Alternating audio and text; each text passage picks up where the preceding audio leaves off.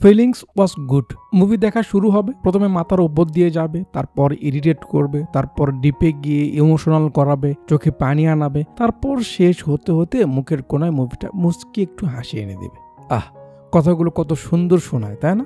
এমন সবকিছু যখন কোন একটা মুভির মাঝে থাকে, সেই মুভি দেখে শেষ হওয়ার পর মুখ থেকে এই কথাগুলোই বের হয়। মুভিটা দেখে ভালো লাগলো, ফিলিংস ওয়াজ গুড। তেমন একটা মুভি নিয়ে আজ কথা বলতে চলেছি। মুভিটা কয়েকবার দেখার পর এতটা মনে টাচ করলো যে আপনাদের সঙ্গে শেয়ার না করে আমি থাকতেই পারছিলাম না। তো মুভির স্টোরি যে একেবারে আহামরি সুন্দর বা একদম ফ্রেশ তা নয়, বাট প্রেজেন্টেশন, প্রতিটা সিন, অ্যাক্টরদের পারফরমেন্স, লোকেশন, বিজিএম সবকিছু মিলিয়ে মুভিটাকে স্পেশাল বানিয়ে দিয়েছে। সিম্পল একটা কাহিনীকে কত সুন্দর করে প্রেজেন্ট করা যায় তা এমন মুভি দেখলে বোঝা যায়। ভালো ভালো অভিনেতারা মুভিতে কাজ করেছে, যাদের অ্যাক্টিং মুভিকে এঙ্গেজিং বানিয়েছে। এক্সপ্লেইন দেখে কতটা ফিল করতে পারবেন জানি না, বাট আমি চেষ্টা করব আপনাদের যেন সময়টা ভালো কাটে। বাকি মিষ্টি একটা হিরোইন রয়েছে, তাই বলে কোনো ধরনের ডিপ রোমান্স, কিসিং বা ভালগার সিন একদমই নেই। অনেক দিন পর এমন একটা মুভি দেখলাম যেখানে হিরোইনকে এত সফটলি প্রেজেন্ট করা হয়েছে। তো সেদিক থেকে ফ্যামিলির সবাই মিলেই দেখতে পারবেন, নো প্রবলেম। বরং পারলে মুরব্বী বা যারা বেশি বোঝে একটু তাদের নিয়েই দেখুন, কাজে লাগতে পারে। কথা বলছিলাম 2024-এ মুক্তি পাওয়া ফ্যামিলি ড্রামা তামিল মুভি নাম ব্রাদার এর ব্যাপারে। মুভির সিন শুরু হয় উটির আদিবাসী এলাকার জঙ্গলে। পরিবেশ দেখে মনে হচ্ছে পুষ্পার রাজ্যে এসেছি, তাই না? তো এখানে মারামারি দিয়েই এন্ট্রি করে আমাদের হিরো। আপনারা অনেকেই হয়তো তাকে চেনেন, বেশ ভালো অভিনয় করে, সিরিয়াস রোলে তাকে বেশি দেখা যায়। জিএম রবি বস অর্থাৎ কার্তিকের। তো কে এই কার্তিক, কি জন্য এখানে এসেছে আর কেনই বা মারামারি করছে, তাকে ঘিরেই কাহিনী। তাই চলুন শুরু থেকেই শুরু করি বলে সিন চলে আসে কয়েক বছর পেছনে চেন্নাইয়ের সিঙ্গারায়। এই যে বিল্ডিংটা দেখছেন, এখানেই কার্তিকের জন্ম, এখানে তার বেড়ে ওঠা। ইনি কার্তিকের বাবা প্রফেসর রামাস্বামী। কলেজ থেকে রিটায়ারমেন্ট করেছে, বাট ওই যে একটা অভ্যেস, এই জন্য প্রাইভেট বা কোচিং ছাড়তে পারে না। ইনি কার্তিকের মা মিসেস রামাস্বামী। কার্তিকের একটা বড় বোন রয়েছে, বিয়ে হয়ে গেছে। তাকে বড় করা যতটা সহজ ছিল আন্টির কাছে, কার্তিকের বেলায় তা একদম উল্টো। কারণ কার্তিক ছোট থেকে তাহার মতো কারো কথা শোনে না। স্কুলের টিচার পড়াচ্ছিল যে নিউটনের প্রশ্ন করার স্বভাব ছিল। সে ভাবতো কেন হলো, কি করে হলো, বেশি বেশি প্রশ্ন করতো। আপেল পড়া নিয়ে প্রশ্ন করাতেই সে জানতে পেরেছে কি হয়েছে। তো বাচ্চারা, তোমাদেরও তাই করতে হবে, বেশি বেশি প্রশ্ন করতে হবে। ব্যাস, মাস্টারের বলাও শেষ, কার্তিক দাঁড়িয়ে যায় প্রশ্ন করতে। স্যার, আমার প্রশ্ন হলো, টিচারদের ক্লাস শেষে প্রাইভেট পড়ানো কি কোনো নিয়ম আছে? আপনি ক্লাস ঠিক মতো না করে প্রাইভেট পড়াচ্ছেন, এটা কি ঠিক? মানে তার মাথায় এসব প্রশ্ন এসেছে। স্যার মনে মনে ভাবছে, শালা নিজের পায়ে নিজে কুরুল মারলাম গো।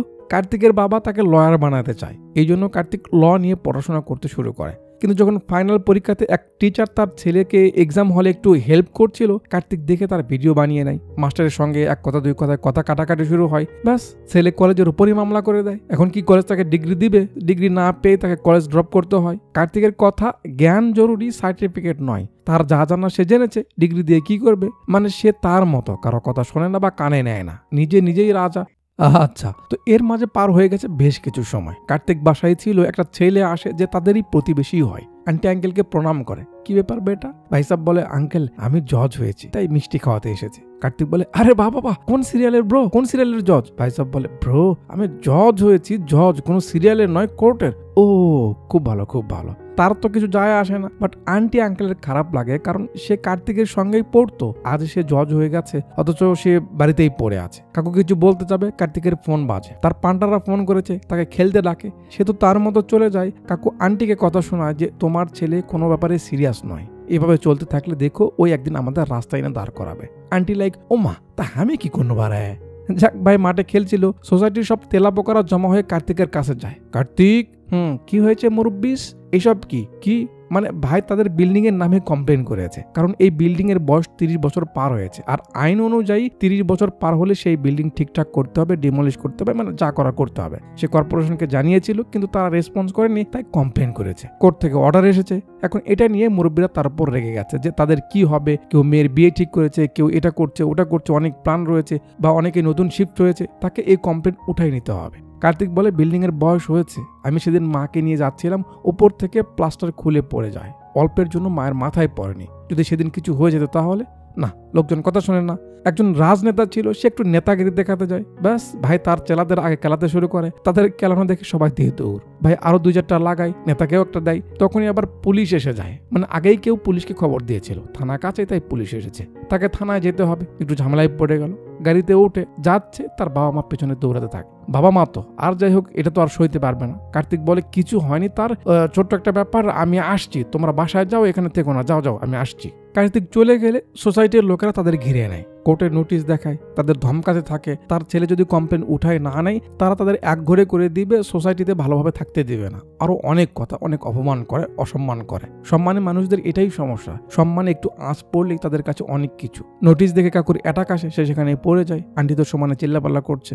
এই খবর শুনে ওটি থেকে কার্তিকের বড় দিদি চলে আসে বাবাকে দেখতে। এনাকে তো চেনেন, একসময়কার খুব ফেমাস হিরোইন ভূমিকা চাওলা, অর্থাৎ আনন্দী বিয়ের পর একটা কনভেন্ট স্কুলে টিচারই করে, মানে সে খুব মোটামুটি শিক্ষিত আর কি। হসপিটালে আসে, বাবা কি হয়েছে তোমার? আন্টি বলে তেমন কিছু না, তুই আগে শান্ত হ, কেন এসেছিস এত দূর থেকে? এমনি টেনশনের কারণে এমন হয়েছে, ডক্টর বলেছে চাপ না নিতে, তাহলে ঠিক হয়ে যাবে। তো তারা কথা বলছিল, কার্তিকের আওয়াজ বাইরে থেকে শুনতে পেয়েই কাকুর সমস্যা আর বাড়তে থাকে। মানে সে যেখানে যায় কোনো না কোনো ঝামেলা করে, আর সেটা নিয়েই চিন্তা হয় কাকুর, এই জন্যই সমস্যা বাড়ে। কার্তিক এসে দেখে দিদি এসেছে, সে আবার দিদিকে খুব বেশি ভালোবাসে। তুমি কখন এলে, আমাকে জানাওনি কেন?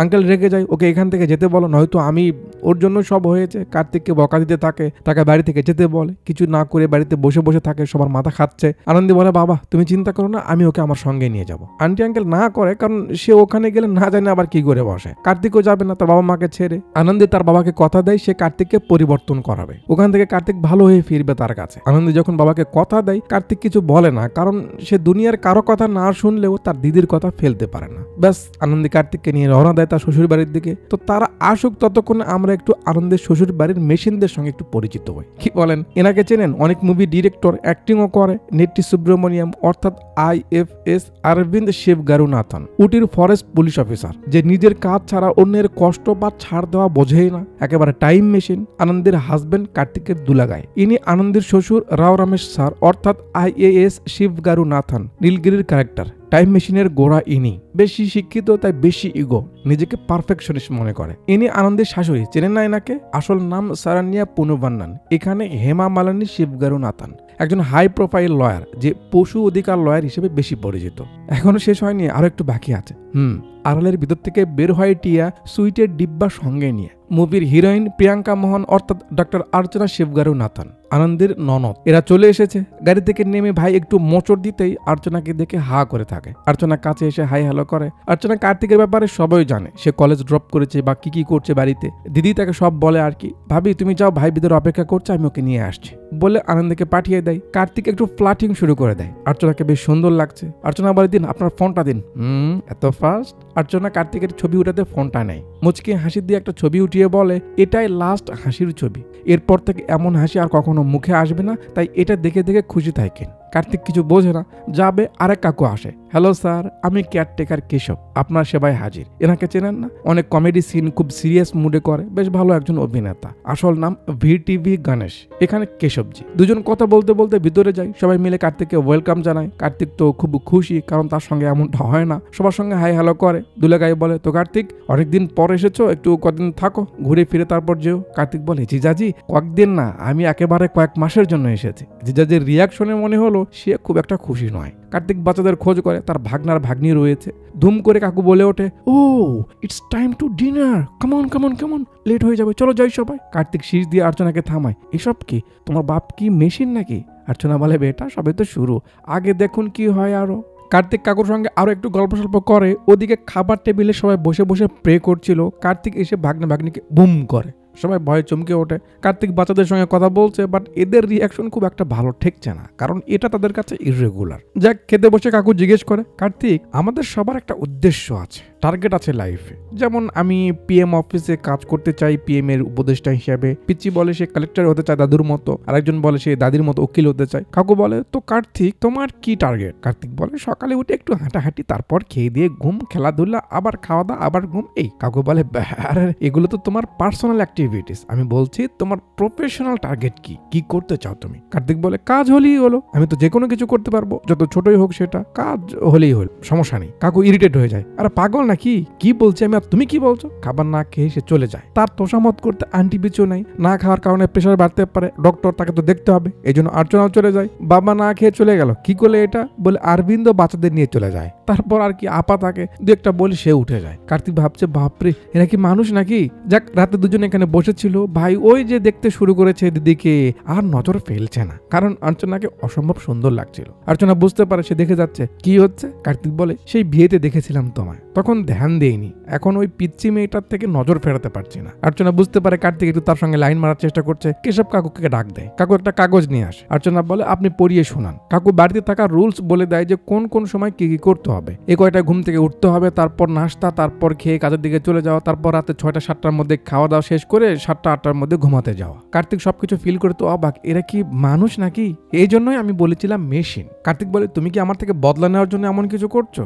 অর্চনা বলে সেটা তো আমি মনে রেখেছি, ওর জন্য আলাদা প্ল্যান আছে, ভালো করে পড়ে নাও আর মনে করো বিয়ের দিনে কি করেছিলে। বলে সে চলে যায়। কার্তিক ভাবে বিয়ের দিনে সে কি করেছিল, তো তেমন কিছু করেনি। অর্চনা বিয়ের দিন থেকে কার্তিককে একটু পছন্দ করতো, তার সঙ্গে ফ্রি হতে চাইছিল। ব্যাপারটা কার্তিকের বন্ধুরা লক্ষ্য করে কার্তিককে যখন বলে যে মামা ও মনে হয় তোকে পছন্দ করে, কার্তিক তখন বলেছিল আরে ও বাচ্চা মেয়ে, ওকে পছন্দ করবো আমি, ছাড়, মানে তখন গায়ে লাগায়নি। অর্চনা এগুলো শুনতে পেয়েছিল, সেগুলো মনে রেখেছে। যাক, বদলা যে সে নিবে তা আমরা বুঝতে পারি পরের দিন যখন ক্যামেরার সামনে আসে আরেক ক্যারেক্টার। এই ভাই সাহেবের নাম ডক্টর বিজয়। এটা একটা প্রাইভেট হসপিটাল, এর মালিক তার বাবাই। অর্চনার এই একমাত্র বস, বন্ধু, বাডি, বেস্টি যাই বলুন এই।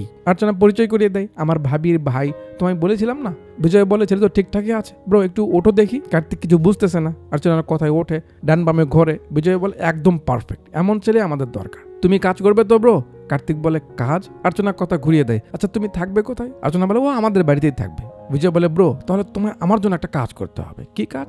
আমি অর্চনাকে অনেকবার প্রপোজ করেছি, ও রিজেক্ট করেছে, তুমি ওকে একটু আমার জন্য রাজি করাবে, আমি তোমায় ট্রিট দিব এখানে। কার্তিক তো মজা নিচ্ছে, এ কাকে সে ধরে এনেছে। যাক, কথা শেষে বিজয় চলে যাবে। অর্চনাকে বলে ও হ্যাঁ, তুমি সেদিন গ্যাস উঠাতে আমার থেকে 1200 টাকা নিয়েছিলে, পরে দেওয়ার কথা তুমি আর দাওনি, তোমায় জাস্ট মনে করে দিলাম আর কি, বাই। বলে সে চলে যায়। কার্তিক বলে বাপরে, এ তোমার বন্ধু, এই তোমার বাড়ি, বাহ খুব ভালো খুব ভালো। অর্চনা বলে হয়েছে, মজা নিতে হবে না, সে এমন হিসেবও বলে এই হসপিটালের মালিক, আর তুমি বাউন্সার। কি? হ্যাঁ, এই নাও তোমার ড্রেস, কাল থেকে ডিউটি এখানে। ওকে। পরের দিন ভাই চলে আসে অর্চনার সঙ্গে। অর্চনা মজা নিচ্ছে কার্তিকের এমন ড্রেস পরা দেখে। কার্তিক বলে কি দেখতে একদম পিএম এর পার্সোনাল সিকিউরিটি মনে হচ্ছে না? একদম, চলো ভিতরে চলো। ভিতরে গিয়ে অর্চনা এক দিদির হাতে কার্তিককে তুলে দেয়, নাও নতুন বাউন্সার, তার কাজ বুঝিয়ে দাও, একটু কড়া করে চোখে রেখো যেন ছাড় না পায়। কার্তিক দিদির সঙ্গে ভিতরে যায়। তো কার্তিকের কাজ আইসিইউতে যে পেশেন্টদের রাখা হয় তারা তো সিরিয়াস কন্ডিশনের রোগীর বাড়ির লোকজন আর আইসিইউ তো বোঝে না, সেখানে গিয়ে ভিড় করে। কার্তিকের কাজ ভিড় কমানো বা আইসিইউর ভিতরে যেন কেউ যেতে না পারে সেটা দেখা। এক মুরব্বীকে ভেন্টিলেটরে রাখা হয়েছে। কার্তিকের দেখে খুব খারাপ লাগে যে এত বয়স্ক একটা লোককে এইভাবে রাখা হয়েছে, ব্যাপারটা খুব সেন্সিটিভ, বাট কি করার। যাক, মুরব্বীর কথা ভাবতে ভাবতে বাইরে বসে পড়ে। একটু পর তার ছেলেরা এসে জমির জমা নিয়ে রেজিস্ট্রারের সঙ্গে কথা বলতে থাকে। কার্তিক ভিতরে এসে মুরব্বীকে ভালো করে একটু দেখতে থাকে, তারপর দিদিকে জিজ্ঞেস করে তার কি হয়েছে। দিদি বলে তেমন কিছু না, ওই বয়স হলে যা হয়। তারা জোর করে ভেন্টিলেটরে রেখেছে যাতে তাদের হিসেব ফয়সলা না হওয়া অব্দি বাপ না মরে। কার্তিক বলে কি বলছেন, এটা কি ঠিক? একটা মানুষকে এভাবে মৃত্যু যন্ত্রণা দিয়ে বিজনেস করতে হবে? দিদি বলে স্যার আমরা কি করব, এটা তো তাদের ব্যাপার, দয়া করে আপনি এসব থেকে দূরে থাকুন, যান বাইরে যান। কার্তিক বাইরে বসে। এরা মারামারি করতে করতে এখন বাপের থেকে সাইন নিতে যাবে। কার্তিক থামায়, কি বে, জাস্ট সম্পদের জন্য একটা বুড়ো মানুষকে এভাবে কষ্ট দিতে লজ্জা করছে না? আবে কি যাতা বলছিস বে? কার্তিক বলে না না না, বলছিলাম আইপিসির এত এত ধারা অনুযায়ী অজ্ঞান ব্যক্তির সাইন বা আঙ্গুলের ছাপ নেওয়া ইললিগ্যাল, তাই আপনারা ভিতরে যেতে পারবেন না। তাই কি আর এরা শোনে? আবে তোর হসপিটালের মালিকও প্রশ্ন করতে পারবে না, আর তুই তো বাউন্সার, চল হাট। জোর করে ভিতরে যায়। কার্তিক গিয়ে ধাক্কা দিয়ে তাদের বের করে দেয়। তারপর শুরু হয় মারামারি। ভাইদের তো কেলাই, সঙ্গে তাদের লোকদেরও কেলাই, যাতে বেশ কিছু জিনিসপত্র ভেঙে যায়। অর্চনা দেখে তো অবাক, আর তার অবাকেই বিচার বসে পড়ে। মালিক বলে সে তাদের নাম খারাপ করেছে, এতে বিজনেসের ক্ষতি হবে। কার্তিক বলে বাহ, তার মানে আপনি হসপিটাল সেবার জন্য নয় বিজনেসের জন্য খুলে রেখেছেন। বিজয়ের মাও তেমনই, এত কথা বলে লাভ নেই, যে ক্ষতি করেছো তা কত টাকার তুমি জানো? বিজয় বলে আমি জানি, বলছি। বলে সে এক এক করে সবগুলো জিনিসের হিসেব দিয়ে থাকে, যার মোট বিল 8 লাখ টাকার মতো। বিজয় বলে তোমার আগের 1200 সহ এত টাকা হয়েছে, তো এখন তোমার কাছে অপশন দুইটা, হয় আমাদের ক্যাশ দাও আর নয়তো 1 বছর ফ্রি সার্ভিস করতে হবে এখানে। অর্চনা কি বলবে? বাসায় ফিরে কার্তিক তার মতো কুল হয়ে খাচ্ছিল। বাকি সবাই খাওয়া বন্ধ করে রেখে তাকে হা করে দেখছে। কাকু বলে তোমায় বাউন্সারের জব দেওয়া হয়েছে, জিনিসপত্র ভাঙার সাহস কি করে পেলে? কার্তিক বলে বাপ বয়স্ক হয়েছে, টাকা পয়সা নেওয়ার লোভে ভেন্টিলেটরে রেখে কষ্ট দিচ্ছে, এত বড় সাহস তারা কি করে পেলো? কাকু যে কথায় বলে কার্তিক তার উল্টো উত্তর দেয়, যাতে কাকু আবারও ইরিটেট হয়ে খাবার ছেড়ে উঠে যায়। এবার আন্টিও রেখে যায়, ওদের বাপ ওরা বুঝবে, তোমার কি সমস্যা? কার্তিক বলে আপনি বুড়ো হলে আপনার ছেলে মেয়ে আপনাকে সম্পদের লোভে যদি এমন করে রাখে তখন আপনার কেমন লাগবে ভাবুন তো। আন্টি একটু চিন্তা করতে তো ভয় পেয়ে যায়, রাগ করে উঠে যায়। তারপর অরবিন্দ উঠে যায়, অর্চনা আর দিদি থাকে। দিদি সরি বলে অর্চনাকে, সে তার টাকা দিয়ে দিবে। অর্চনা বলে ভাবি কি বলছো, টাকার তো সমস্যা না, অজয়ের বাচ্চার সবার সামনে আমার থেকে টাকা পাবে সেটা বলতে একবার দ্বিধাও করলো না, আমার তো সেটা নিয়ে ভাবতেই রাগ উঠছে। কার্তিক বলে তুমি এমন লোকের হসপিটালে কেন কাজ করছো, নিজে একটা ক্লিনিক খুলে তো পারো। অর্চনা বলে সে তাদের সঙ্গে 3 বছরের কন্ট্রাক্ট সাইন করেছে, ছাড়তে পারবে না। দিদি বলে তার স্কুলে পিটি মাস্টারের পোস্ট 6 মাসের জন্য ফাঁকা আছে, সেখানে সে তাকে দিতে চাইছে। অর্চনা বলে দেওয়া যায়। তো পরের দিন দিদি কার্তিককে নিয়ে তার স্কুলে এসে প্রিন্সিপালের সঙ্গে কথা বলায়, রিকোয়েস্ট করার পর সে রাজি হয়, বাট আগের টিচার এলে তাকে যেতে হবে। ওকে ভাই খুশি মনে পরের দিন থেকে ডিউটি শুরু করে। পিটির সময় হয়ে গেছে কিন্তু স্টুডেন্টরা আসছে না, একটু অপেক্ষা করে, না আসে না। কার্তিক ক্লাসে গিয়ে দেখে ম্যাডাম ক্লাস নিচ্ছে। কার্তিক পরিচয় দেয় সে নতুন পিটি টিচার। ম্যাডাম বলে জানি তো কি, এখন তো খেলাধুলার টাইম, আপনি পড়াচ্ছেন। ম্যাডাম বলে খেলাধুলা করে কি হবে, অধ্যায় শেষ করতে হবে না? কার্তিক বলে আরে ক্লাসের পড়া ঠিক মতো করাবেন, এটা তো আপনার দায়িত্ব, তাই বলে তাদের খেলার সময় কেড়ে নেওয়ার তো অধিকার আপনাদের নেই। বাচ্চারাও খুশি। যখন সে বাচ্চাদের বলে তারা কি করতে চায়, সবাই ক্লাস ছেড়ে দিয়ে দৌড়। এটা ম্যাডামের ইগোতে লাগে। আর পরের শ্রেণী আমরা দেখি সবাই প্রিন্সিপালের রুমে বসে গেছে। ম্যাডাম জব ছেড়ে দিবে, কারণ কার্তিক তার সঙ্গে বেয়াদবি করেছে, ছাত্রদের উস্কিয়েছে। 10 কথার এক কথা, তাকে এখানে রাখা যাবে না, সে থাকলে ম্যাডাম থাকবে না। কেমনটা লাগে বলুন? আর তো কিছু করার নেই। দিদি সরি বলে প্রিন্সিপালের কাছে, আর ডিসিশন হয় কাল থেকে সে আর এখানে আসবে না। কার্তিক তো অবাক, বারে আমি কি করলাম, এই জবক গেল। এর পরের দিন কেশবকে নিয়ে কথা ওঠে যে 10 দিন সে ছুটি নিয়েছে। কেন নিয়েছে? আন্টি রেগে মেগে কার্তিককে শাসাতে থাকে, তোমার জন্য, শুধু তোমার জন্য 25 বছর পর সে ছুটি নিয়েছে, তুমি ওর অবস্থা খারাপ করেছো। কারণ হলো কার্তিক একটু মজা মস্তি করতে করতে কাউকে একটা ডক্টরের কাছে নিয়ে গেছিল, সেখানে পেছনে ইঞ্জেকশন দিয়েছে, লম্বা একটা কাহিনী, আমরা অত দিকে যাবো না। সেই বাতায় সে কাজে আসতে পারেনি, এই জন্য ছুটি নিয়েছে, এই আর কি। এটা নিয়ে শুরু হয় একবারে তুলকালাম, তার উপর ঝড় উঠে যায়। সে কেন এমনটা করেছে, সে কি বাচ্চা ছেলে, তার কি বন্ধু নাকি সে কেন এমন করবে, এটা সেটা লেস পিতা অনেক কথা। সবাই কার্তিকের কথা শোনায়, তার দোষ দেয়, বাট তাদের ভিতরে আসলে কি হয়েছে এটা কেউ জানতেও চায় না। অরবিন্দ তো একেবারে সরাসরি বলে দেয় ওকে আর এই বাড়িতেই রাখবে না, যেতে বলে। এখন দিদি কি করবে, সে তো বাবাকে কথা দিয়ে এসেছে, তার শ্বশুরের কাছে রিকোয়েস্ট করে সে তাকে একটু চান্স দিক, সে যেন তার দিকে নজর রাখে। কালেক্টর সাহেব খুব মশার নাই, সবাই তো ওকে বাজিয়ে দেখলো, কেউ শুধরাতে পারলো না। ঠিক আছে, এবার আমি দেখাচ্ছি। তো কার্তিক, কাল থেকে তুমি আমার সঙ্গে থাকবে, কিছু করতে হবে না, তুমি জাস্ট আমায় দেখবে, মানে তাকে অবজারভেশন করবে, তাহলেই তার মাঝে বড় হওয়ার একটা ইচ্ছে জাগবে, এমন ভাবনা তার। যেই কথা সেই কাজ। পরের দিন কাকু কার্তিককে সঙ্গে নিয়ে চলে আসে তার অফিসে, বলে তোমায় কিছু করতে হবে না, তুমি জাস্ট চুপ থাকবে, ঠিক আছে?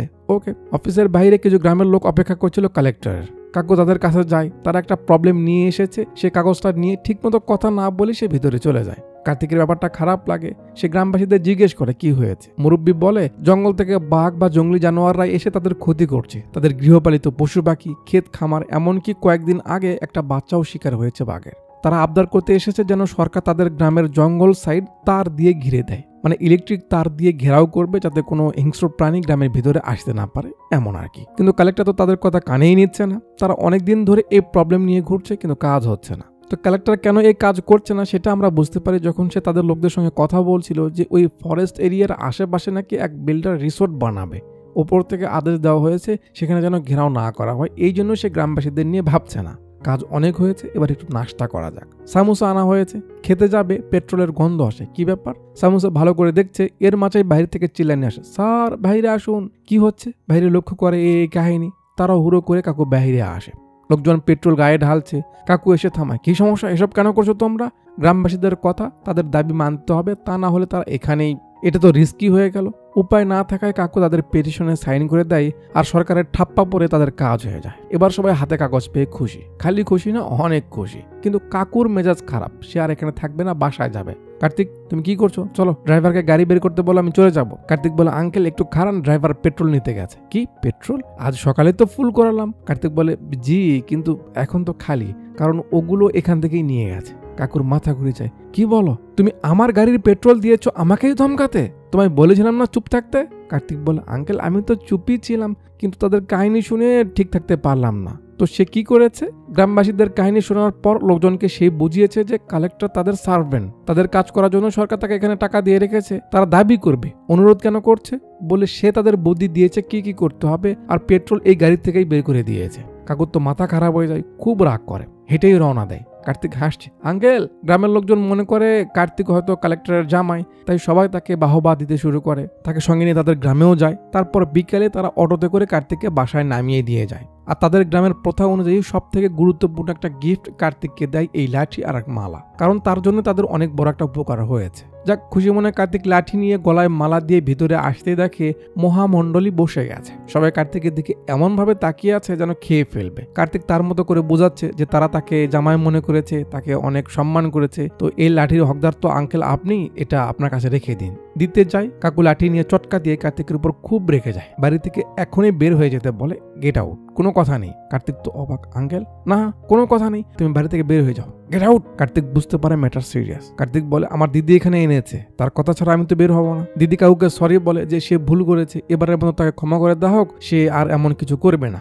কার্তিক বাবাকে সরি বল। কার্তিক বলে, দিদি কি বলছো, আমি কি করেছি যে সরি বলবো? বরং আমাকে তো তার ধন্যবাদ দেওয়া উচিত, আমি তার কাজ করেছি যেটা তার আরো আগে করা উচিত ছিল। ব্যাস, কাকুর ইগোতে লাগে।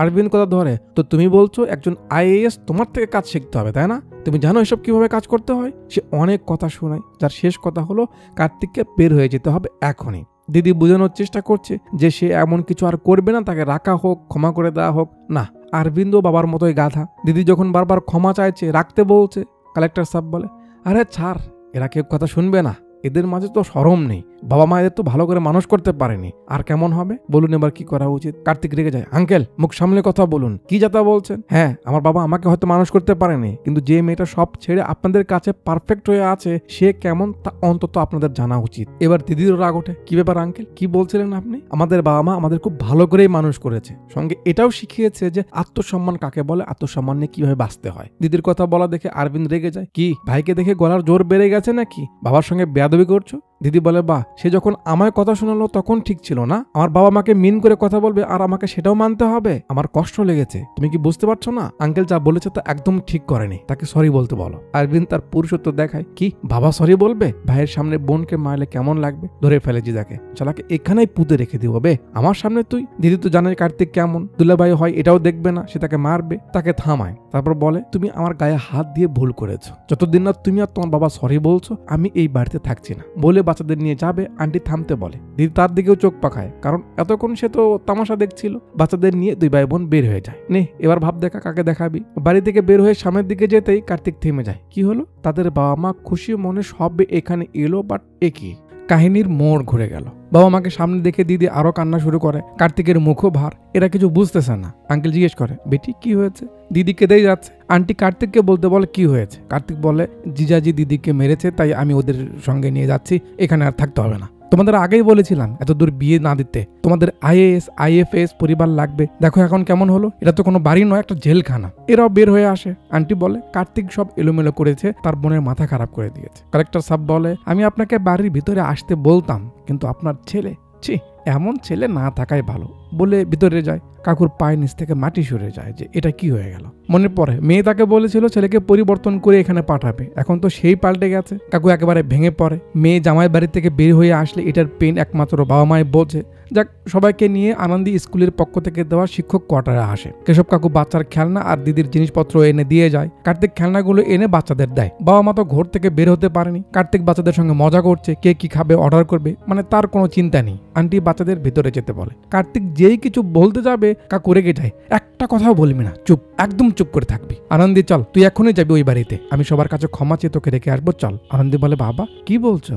অরবিন্দ আমার গায়ে বিনা কারণে হাত তুলেছে, আর তুমি আঙ্কেলের কথা, সংসারে এমন টুকটাক হয়, এটাও হতো না যদি কার্তিক ওখানে না থাকতো, সব দোষ কার্তিকের। আনন্দী বলে, এই সিদ্ধান্ত আমার ছিল, আমার খারাপ লেগেছে তাই এসেছি, এতে ওকে টানছো কেন? তুমি ভুলে যেও না বাবা, তুমি শিখিয়েছো আত্মসম্মান কি আর কিভাবে সম্মান নিয়ে বাঁচতে হয়। ওরা তোমাদের নিয়ে কথা তুলেছে, আমি কি করে ছাড়বো? ও তোর মাথা খারাপ করে দিয়েছে, এইভাবে কোনো সমাধান হবে না, চল। কার্তিক বলে, সমাধান আছে। তার কথা কি আরো কেউ শুনবে? চুপ থাকতে বলে। আনন্দী বলে, ভাই তুই বল, কি সমাধান? কার্তিক বলে, ডিভোর্স ফাইল।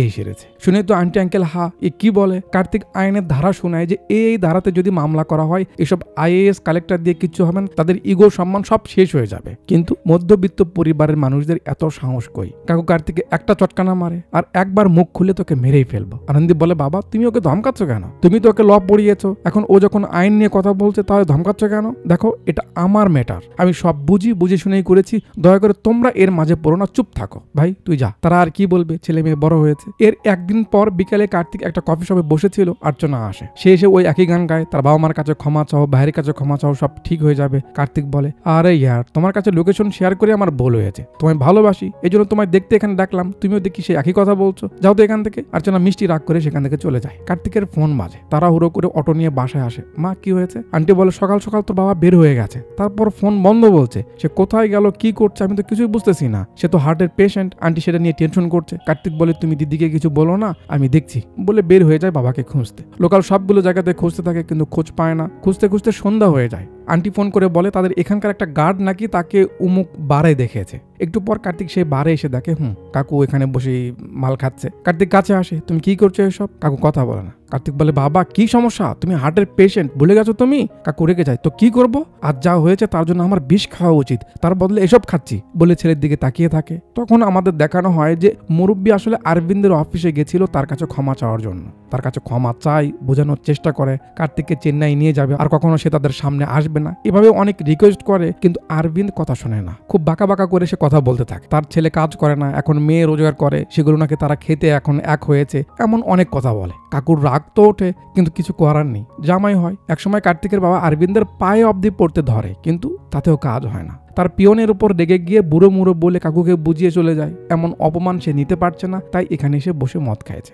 সব শুনে কার্তিকেরও রাগ ওঠে। ও কি মনে করেছে ওকে প্রশ্ন করার কেউ নেই? কার্তিক যেই বলে, আমি তোমার ছেলে হয়ে কি করে চুপ থাকি বলো তো? কাহিনীর টুইস্ট এসে যায়। কাকু বলে, আরে কিসের ছেলে, তুই কার ছেলে? তুই আমার ছেলেই না, আমাদের জাস্ট একটাই মেয়ে আনন্দী। কার্তিক থেমে যায়। এই প্রথম তার চেহারায় ভয় কাজ করছে। তার বাবা বলে, তুই আমাদের ছেলে নোস, আর না কখনো হতে পারবি। আমাদের একটাই সন্তান আনন্দী, তোকে তো আমরা দয়া করে জায়গা দিয়েছি, আর তুই আজ তার প্রমাণ দেখিয়েছিস আমার মেয়ের জীবন নষ্ট করে। কার্তিকের কেমন লাগছে তা কিভাবে বোঝায়? মদ খেয়ে তো মানুষ সত্যিটাই বলে। কার্তিকের মুখ দিয়ে কোনো কথা বের হয় না। বাসায় এসে বাবা মাকে একসঙ্গে করে জানতে চায় কি হয়েছে আসল ব্যাপার। কাকু তখন পুরো কাহিনী খুলে বলে যে আনন্দের বয়স তখন 5 বছর, তোর মা দ্বিতীয়বারের মতো প্রেগনেন্ট হয়েছে। যবে থেকে ও বুঝতে পেরেছে আমাদের আরেকটা বাবু আসতে চলেছে, আমাদের থেকে ও বেশি খুশি ছিল।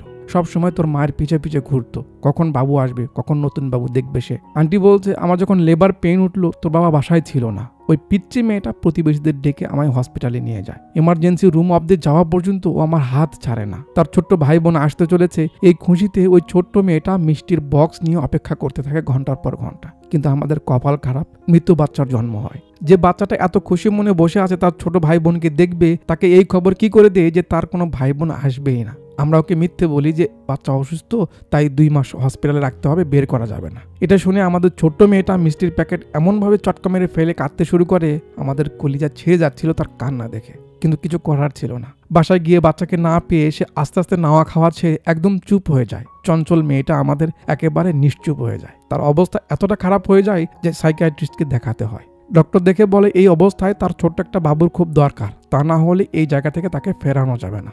আমাদের মেয়ের জন্য আমরা একটা বাচ্চা অ্যাডপ্ট করার সিদ্ধান্ত নিই, তারপর তোকে নিয়ে আসি।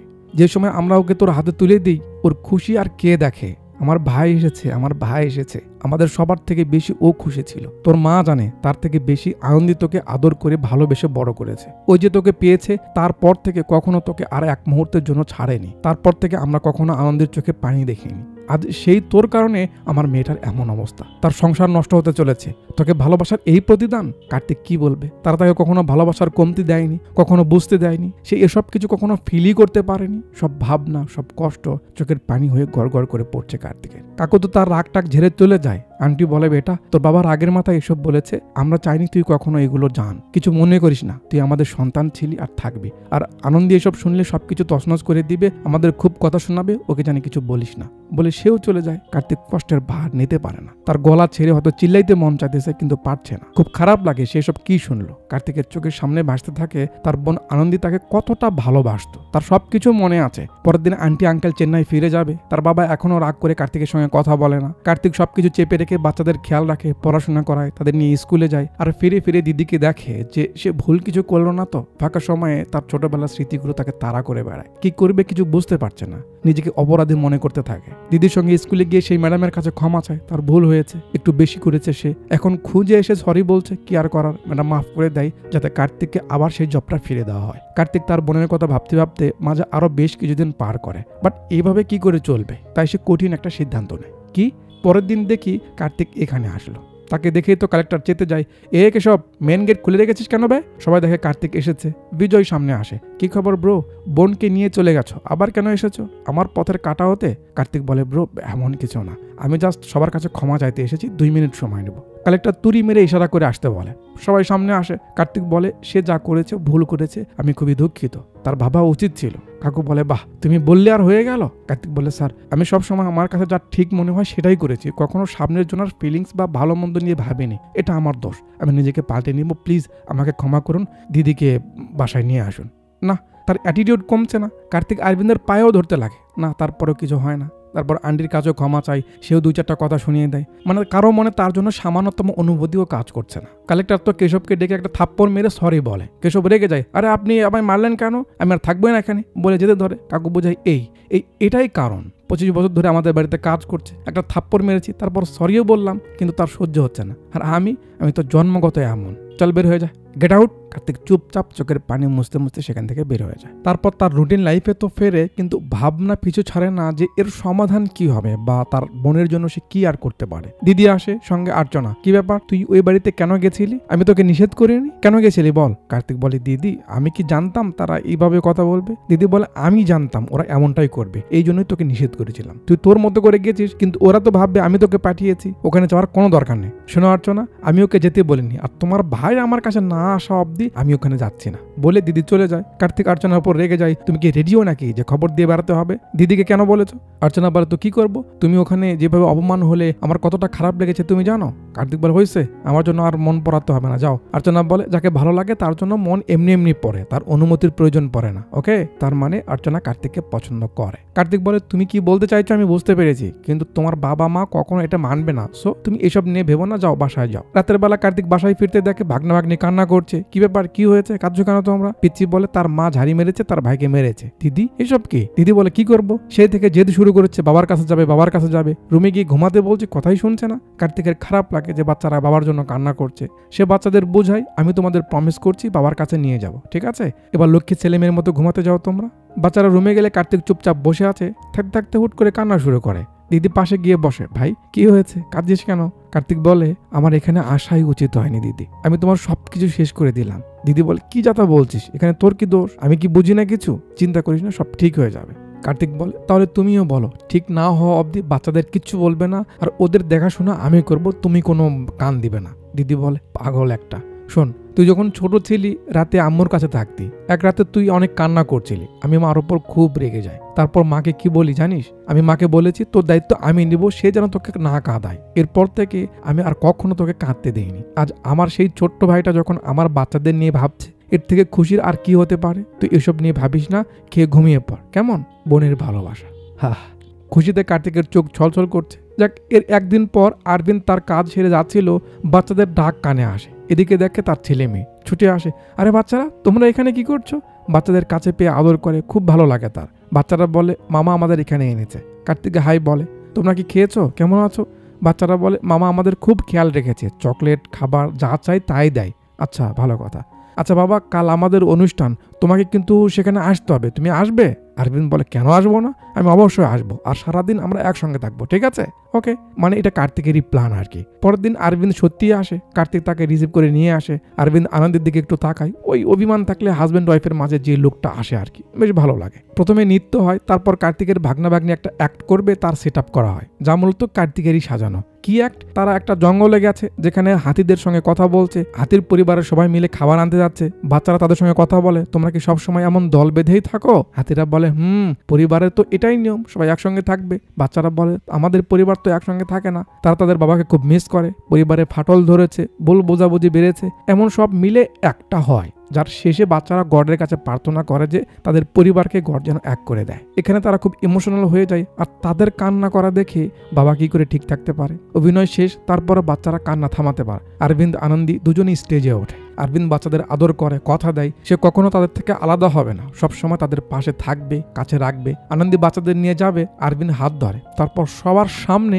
সে তাকে সরি বলে, সে নিজের ভুল বুঝতে পেরেছে। পরিবার বাচ্চাদের ছাড়া সে থাকতেই পারবে না। এই জন্যই তো বলা হয় বাচ্চা উপরওয়ালার একটা নিয়ামত। একটা পরিবার টিকে থাকার জন্য বাচ্চা অন্যতম কারণ। হাসি খুশি সুখ দুঃখ সবকিছুর উপরে এই বাচ্চারা, তাদের মুখ, তাদের ডাক সব কিছুতে যে শান্তি তা পৃথিবীর অন্য কোথাও কিছুতেই পাওয়া যাবে না, ইম্পসিবল এটা। যাক, ফাইনালি কার্তিকের প্ল্যান কাজ করেছে। তার বোনের মুখে আবারও হাসি এসেছে, দুজন এক হয়ে গেছে। অরবিন্দ বউ বাচ্চাকে নিয়ে বাড়িতে আসে। আনন্দী একটু ঢুকতে আনইজি লাগছে, তারপরে ভিতরে যায়। বাচ্চাদের দেখে তো দাদি খুশি, কিন্তু দাদার সেদিকে ধ্যান নেই। কি ব্যাপার, গেলি একা, এলি নতুন মানুষদের সঙ্গে নিয়ে, এসব কি? অরবিন্দ বলে, বাবা এভাবে কথা বলছো কেন? এটা তোমার অফিস নয় বাড়ি। বাড়ির মানুষদের সঙ্গে নর্মালি কথা বলা যায় না? কালেক্টর বলে, বাপ রে, দেখেছো হেমা, তোমার ছেলে তো কথার সঙ্গে সঙ্গে বডি ল্যাঙ্গুয়েজও পাল্টে গেছে। বলো আর কি বলবে? অরবিন্দ বলে, বাবা তুমি ওর বাবা মাকে মিন করে যেভাবে অপমান করেছো এটা ঠিক হয়নি। তারপরও কেন জেদ করছো? না, সে সরি তো দূরের কথা, উল্টো পাট নিতে থাকে। আন্টি ও ছেলের পক্ষ নাই। আর কেন জেদ করছো? বাচ্চাদের ছাড়া আমরা কি করে থাকবো? কালেক্টর সাহেব আন্টিকেও চুপ করিয়ে দেয়। দিদি বলে, বাবা আপনি আমার বাবাকে মিন করে যা বলেছেন তা শুধু মুখের কথা নয়, তার অর্থ কতটা গভীর তা আপনি খুব ভালো করেই জানেন। কারো থেকে কিছু পেতে হলে তাকে দিতেও হয়। না, সে কথা শুনবে না, তার খুব অ্যাটিটিউড। আনন্দী আবার বাচ্চাদের নিয়ে যেতে ধরে। অরবিন্দ তার বাবাকে বলে, যতদিন না সে নিজেকে পরিবর্তন করছে সেও এই বাড়িতে আর আসবে না বলে আনন্দের সঙ্গে বের হয়ে যায়। হলো, সমস্যার সমাধান হতে গিয়ে সমস্যা আরো বেঁধে গেল। এবার কার্তিকের অবস্থা আরো খারাপ, সে আরো চিন্তায় পড়ে যায়। এটা কি হয়ে গেল? ভাই তুই কি ভাবছিস এত? কার্তিক বলে, দিদি আমি তোমাদের এক করার জন্য এত করে চেষ্টা করছিলাম, তোমরা আমায় আবারও ঝামেলায় ফেলে দিলে। আমি বাবাকে কি জবাব দিব? এখন তো কালেক্টর সাহেব আমাকে আর চোখেও দেখতে পারবে না। অরবিন্দ বলে, একটা উপায় আছে তার কাছে ক্ষমা চাওয়ার বা তার ইগো কমানোর। কি উপায়? অর্চনার বিয়ে। যদি অর্চনার বিয়ে ঠিক হয়ে যায়, পাবলিক ইমেজ রক্ষা করার জন্য সে আমাদের বাসায় না নিয়ে পারবেই না। কার্তিক বলে, ঠিক আছে তাহলে এই খেল খেলেও দেখা যাক। মাঝে 2 দিন পার হয়ে যায়। কার্তিক একটা রেস্টুরেন্টে আসে যেখানে অর্চনা আগে থেকেই এসেছে। কার্তিক বলে, আরে কি হয়েছে, এভাবে খাচ্ছ কেন? তোমার কাজ আমি করলাম, আমায় খাওয়াতে হবে না? তুমি দেখি একাই খাচ্ছ। অর্চনা রেগে যায়, তোমার সাহস কি করে হলো আমার বিয়ে নিয়ে কথা বলার? আমি তোমায় বলতে বলেছি? তো ঘটনা হয়েছে, গত আগের দিন কার্তিক বিজয়ের সঙ্গে দেখা করে তাকে সব খুলে বলে যে অর্চনা মনে হয় তাকে পছন্দ করে, ভালোবাসে। তো সময় থাকতে থাকতে সেজন্য অর্চনাদের বাড়িতে বিয়ের প্রস্তাব নিয়ে যায়। তা না হলে যে কোনো কিছু হতে পারে। কার্তিকের কথা শুনে বিজয় খুব হাসে, মানে সে মানতেই পারছিল না যে অর্চনা তার মতো কাউকে ভালোবাসবে। কার্তিক বলে, সে তো আমার কথা সিরিয়াসলি নেয়নি। অর্চনা বলে, তুমি ওকে চেনো? একটা শেয়াল, তোমায় দেখিয়েছো অমন, কিন্তু বাবাকে ইমোশনাল করে চালাকি করে কথা দিয়ে নিয়েছে যেন বাবা আমার সঙ্গে তাকে বিয়ে দিয়ে দেয়। কার্তিক বলে, এটা তো খুব ভালো কথা, তুমি রেগে যাচ্ছ কেন? অর্চনা বলে, আমি কাকে বিয়ে করব এটা আমার ব্যাপার, তুমি আর আমার বাবা কেন সিদ্ধান্ত নিচ্ছ? আমি তোমায় ভালোবাসি, তোমায় বিয়ে করব, এটাই ফাইনাল। কার্তিক বলে, তোমার বাবা আমায় ক্ষমা অবধি করছে না আর তোমার সঙ্গে আমায় বিয়ে দিবে না? মজা নাও, তোমার বাবার ইগো তার থেকেও বেশি বড়। বলে কার্তিক যেতে লাগে। আচরণ ডাক দেয়, মিস্টার কার্তিক শুনে নাও, আমিও তার ছোট প্রিন্সেস, আমার কথা সে কখনো ফেলবে না। দেখো আমি তোমায় কিভাবে ক্ষমা করিয়ে দিচ্ছি। কার্তিক বলে, ওকে, দেখছি কি করতে পারো। পরের দিন অর্চনা বাবার সঙ্গে এক জায়গায় খেতে আসে। তারপর এক কথা দুই কথায় কথায় কার্তিকের কথা উঠায় যে সে এখন অনেকটা পাল্টে গেছে, তুমি ওকে ক্ষমা করে দাও। কার্তিকের কথা শুনে তো তার মুড পাল্টে যায়। অর্চনাকে আরো কিছু বলতে উস্কায়। অর্চনা যেই বলে কার্তিককে সে পছন্দ করে, তাকে বিয়ে করতে চায়, কাকুর মাথা একবার টকবক করতে লাগে। চল বের হয়ে যাও বাবা, বের হয়ে যাও এখান থেকে।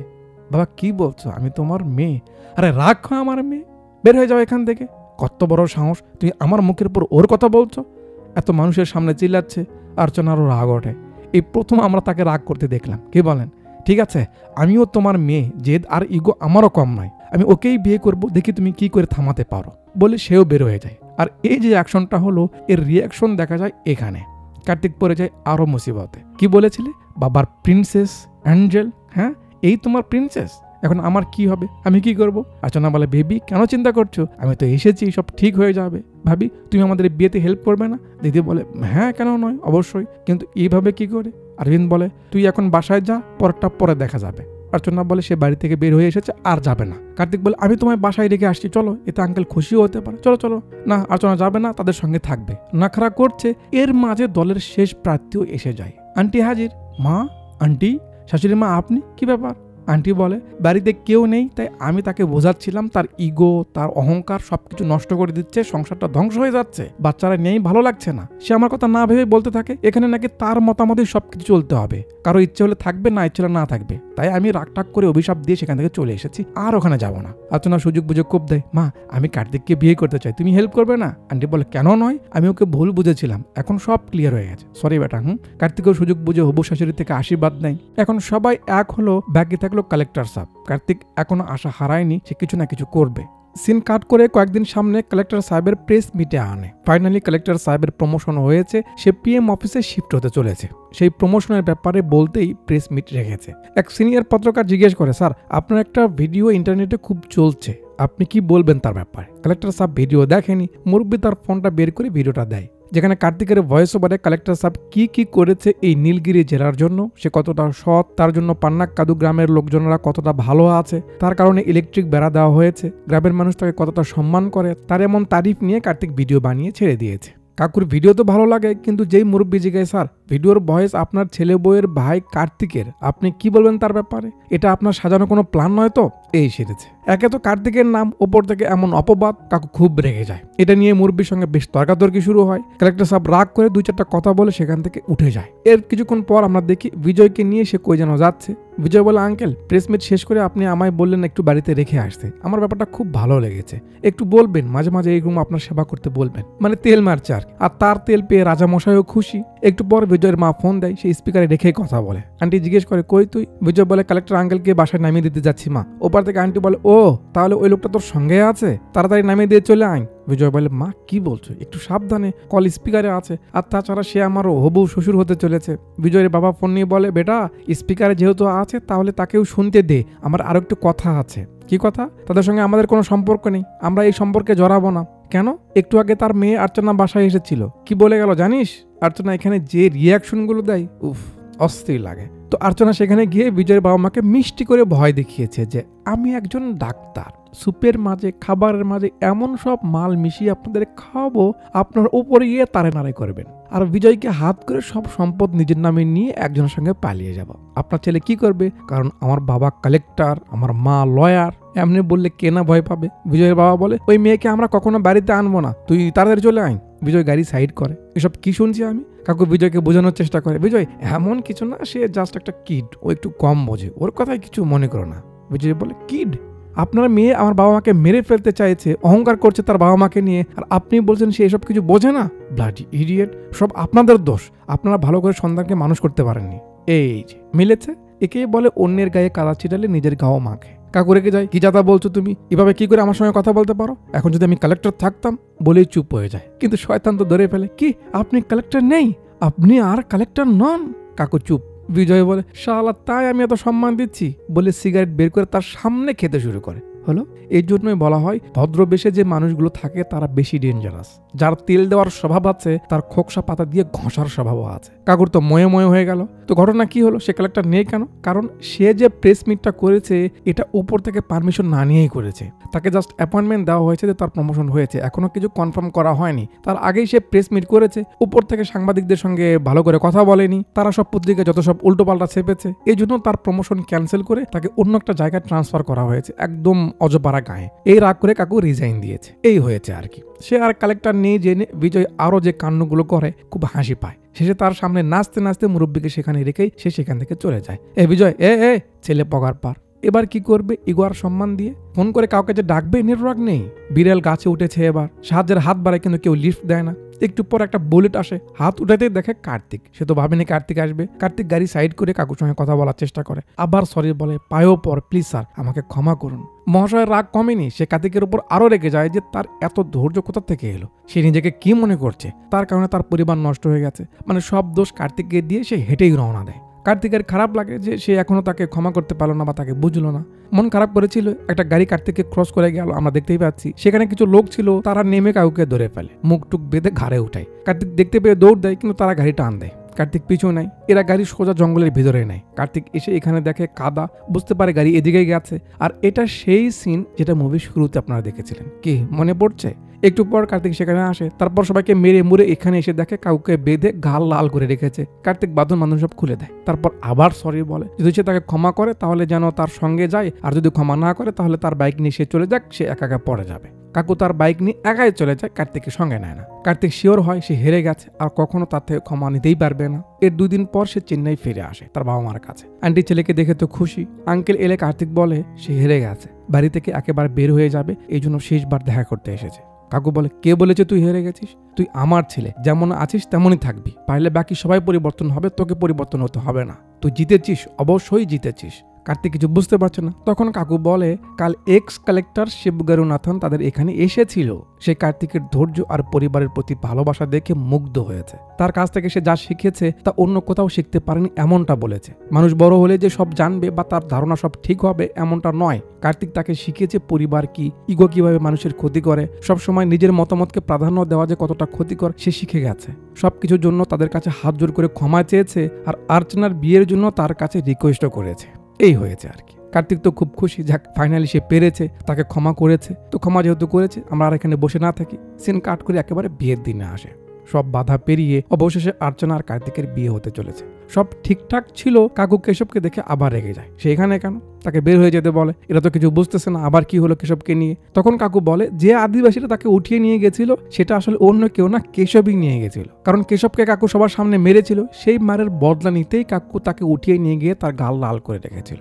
কপাল, কর্মের ফল তো পেতেই হবে না। কার্তিক বলে আঙ্কেল যা হয়েছে এটা আসলে তার অভিযোগ ছিল, কারণ আপনি তাকে মেরেছেন, সেও আপনাকে মেরেছে, এখন হিসাব বরাবর। সব বলে সে ফিরে এসেছে, এখন আমার জন্য হলেও তাকে ক্ষমা করে দিন। কাকু ক্ষমা করে দেয়, শুধু ক্ষমাই করে না, তার সঙ্গে কোলাকুলিও করে, যাতে এটা পরিষ্কার হয় যে তার মন একদম ক্লিয়ার হয়ে গেছে, সে এখন আর উঁচু নিচে নিয়ে ভাবছে না। তো সবকিছু যেহেতু ঠিকঠাক হলো, ক্যামেরা খুশির মুহূর্তটাকে ফলো করে আমাদের অনেক কিছু বুঝিয়ে মুভিটা এখানেই শেষ করে দেয়।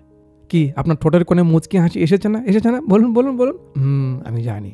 তো ব্যাপার এখানে কয়েকটা। প্রথমত, আমরা ছোট থেকে যখন বড় হয়ে উঠি, এর পিছে কিছু কিছু মানুষের অগাধ অবদান থাকে, আর তাদের উদারতা এত গভীর যে সেই দাবি নিয়ে তারা কখনো আমাদের সামনে আসে না। বাট আফসোস, আমরা বড় হয়ে ঠিকই সেই লোকগুলোদের ভুলে যাই বা তাদের অবদানকে মনে রাখি না।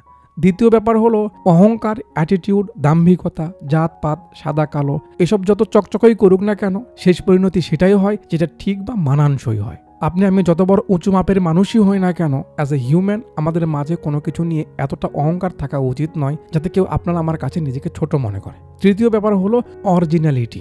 সেই মানুষ সৎ, সেই মানুষকে ভরসা করা যায় যে সব সময় অরিজিনাল থাকে।